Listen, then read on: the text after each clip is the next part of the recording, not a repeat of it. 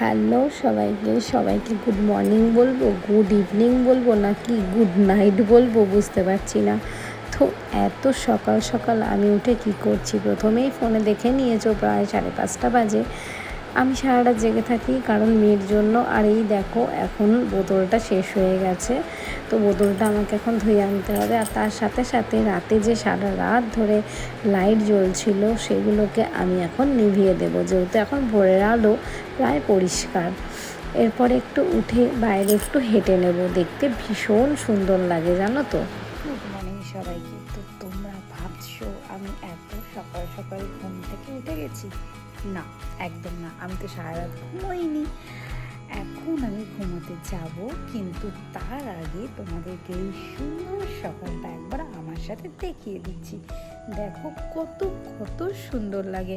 তো সকালবেলা এরকম টাইমে ঘুমোতে যাওয়ার আগে আমার কাজ থাকে লাইটগুলোকে অফ করা আর ওর ফিডিং বোতলটাকে আর একবার ধুয়ে দেওয়া। দেন তারপরে আমি একটু ঘুমোতে যাই। ততক্ষণ ও একটু নিচে চলে যাবেন মামামের কাছে। বাস, তো আমি একটু রিল্যাক্সে ঘুমোবো বেশ কিছুক্ষণ, তারপরে উঠে ওকে স্নান করানো থেকে শুরু করে সমস্ত কিছুই চলবে। তো আজকে একটু ভেবেছি তোমাদের সাথে আমার একটু ডেইলি ব্লগটা আমি একটু দেওয়ার চেষ্টা করবো, মানে আজকের দিনটা আমি দেওয়ার একটুখানি চেষ্টা করব। তাহলে আজকে সঙ্গে থাকছো, পাশে থাকছো, দেখা হচ্ছে পুরো ব্লগটাতে। এই হলো আমাদের তুলসী মঞ্চ, আর রয়েছে মা মনসা। এখানেই রোজ স্নান করে জল দেওয়া হয় আর তারপর নিজেদের যা কাজ করা হয়। আর এই দেখো এই জায়গাটা আর একবার তোমাদেরকে দেখিয়ে দিচ্ছি, নতুন নতুন অনেক জিনিস অ্যাড হয়েছে। ওদিকে এই তো স্নান করতে আজকে বসিয়ে দিয়েছে। আর আজকে এখন প্রায় বাজে 11টা। আমরা চেষ্টা করি ওকে 11টা থেকে 11:30টার মধ্যে পুরো স্নানটা করিয়ে দিতে। সারা রাত্রি আমাকে জেগে থাকতে হয় কেন, এটা যদি কেউ প্রশ্ন করে তাহলে বলবো রাত্রেবেলা যে 3 ঘন্টা বা 2 ঘন্টা পর পর যে উঠে বাচ্চাকে ফিড করাতে হয়, তো সেটা না আমি একবার ঘুমিয়ে পড়লে আমার পক্ষে একদম সম্ভব হয়ে ওঠে না যে বারবার উঠবো। তাই আমি সারা রাত্রি জেগে থাকি, আর আমি জেগে না থাকলে আমার মেয়েটার খাওয়া হবে না। তাই আমার সকালবেলা অন্তত 4 থেকে 5 ঘন্টা যদি ঘুমোই, তারপরে আর দুপুরে কিন্তু ঘুমোই না। আর এদিকে দেখছো রাতের ডিনারটা বেশ রেডি হয়ে গেছে। এদিকে পুচকি বাবু কিন্তু বেড়াতে এসেছে গরমের ছুটি কাটাতে। তারপর বোন অন্নপ্রাশন হবে, আর তারপর পুচকি বাবু ফিরে যাবে ওর নাগপুরে। এদিকে আমরা এখন খাওয়া দাওয়া করে নেব আর চলে এসেছি একদম পরের দিনে। দেখো ও এই বোনের বাথটবটাতে বসে কী যে মজা পাচ্ছিল কে জানে। আসলে ওরও তো বয়স খুব বেশি নয় না, এই সবে মাত্র 1.5 বছর।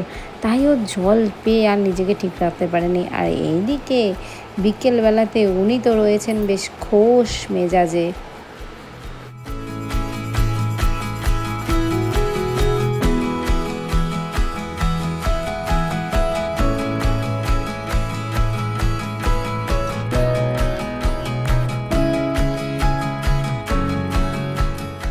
আনফর্চুনেটলি আজকেই ওর এই বেবি ক্যারিয়ারটা চলে এসেছে। এত সুন্দর করে ও যে ওপেন করে সে কি বলবো। তাই প্রত্যেকটা জিনিস ওপেনের জন্য দায়িত্ব থাকে ওর। দেখেছো কত রকম তার কারিগর্য। আর এই বেবি ক্যারি জিনিসটা আমি ডাবলটা নিতে বলেছিলাম, কারণ এটা অনেক বছর পর্যন্ত ইউজ করা যাবে। থেকেও বেশি সুবিধা, এর মধ্যে বেশ অনেকগুলো ছোট ছোট পকেটস রয়েছে, তাতে বেবির ন্যাপকিন রাখা যাবে, বেবির একটা ফিট করার বোতল সেটা রাখা যাবে। আর এটা কিন্তু বিভিন্ন সাইজের মানুষ ইউজ করতে পারবে। আর এটা রয়েছে ওই বেবিকে 3 বছর ক্যারি করার জন্য। আর এটাকে সেট করার জন্য ডাবল করে লক দিয়েছে। যদিও আমার মেয়ের এটা এখন হবে না, আর 1 মাস টাইম লাগবে, আর তারপরেও এর মধ্যে বসতে পারবে। আর হ্যাঁ, এটার নিচে একটা কোডের দেওয়া, যাতে ওর ভাতটা ওর প্রবলেম না হয়। তবে সেই সব ভালোই বাসে। দেখো কেমন মজা। ওইদিকে ওর আজকে আবার বান্ধবী এসেছিল। ও আমার আরোহীর থেকে মাত্র 10 থেকে 12 দিনের মতন ছোট। আর ওরা কাঁদলে পারে মনে হয় যেন এ কাঁদলে মনে হয় যেন ও কাঁদছে, ও কাঁদলে মনে হয় যেন ও কাঁদছে। যাই হোক, আজকে ও আর ওর মা এসেছিল বেড়াতে ওর সাথে দেখা করতে, কারণ বেশ কিছুদিন যাবত ও নিচে নামছে না। কারণ ওই টাইমটাতে ও ঘুমিয়ে পড়ে, আর একবার ঘুমিয়ে পড়লে আমি ওকে ডাকিও না, তুলেও আনি না।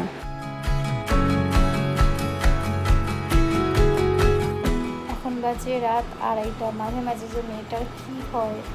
আর সত্যি সত্যি বলতে কি, কিছু কিছু মানুষকে বলে বোঝানো যায় না যে এই মুহূর্তে বাচ্চাকে এটা করতে নেই, এই মুহূর্তে বাচ্চাকে ধরতে নেই, এই মুহূর্তে বাচ্চাকে এটা করতে নেই। কিছুতেই তারা বুঝেও বোঝে না, না শুনেও শোনে না। তারা তো ভোগে না।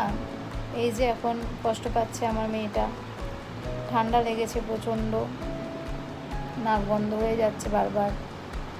আর ওর বাবা এখন ওকে ওর নাক ক্লিন করার জন্য একটা নজাল ড্রপ দেওয়া হয়েছে, ওষুধও খাওয়ালাম, সবই করলাম। এখন এতটা রাত হয়েছে, আজ মনে হচ্ছে সারাটা রাত যদি ওকে এভাবে একটু দুজনে এদিক ওদিক করে কোলে এভাবে নিয়ে থাকি, তাহলে ও একটু শান্তিতে ঘুমোতে পারবে। তার মধ্যে তো চলবে একটু টুকটাক খাওয়া দাওয়া, যেমন রুটিন চলে। আজকে তো এমনিতেই আমার ঘুম হয় না, তাহলেও মোটামুটি সেই ঘুম না হওয়াটা একদম আলাদা একটা জার্নি।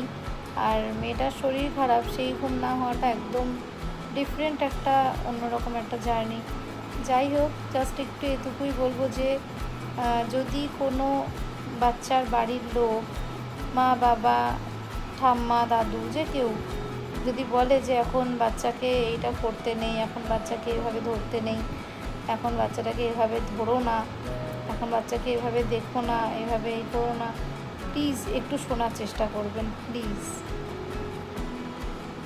রাত অনেক হয়েছে, আবার আগামীকাল কী করছি ওকে নিয়ে সেটাই দেখাবো। সবাই ভালো থাকবেন, আর ছোটো ছোটো বাচ্চাদেরকে দেখে রাখবেন, কারণ ওরা প্রথম কথা বলতে তো পারেই না, আর খুব কষ্টই পায়।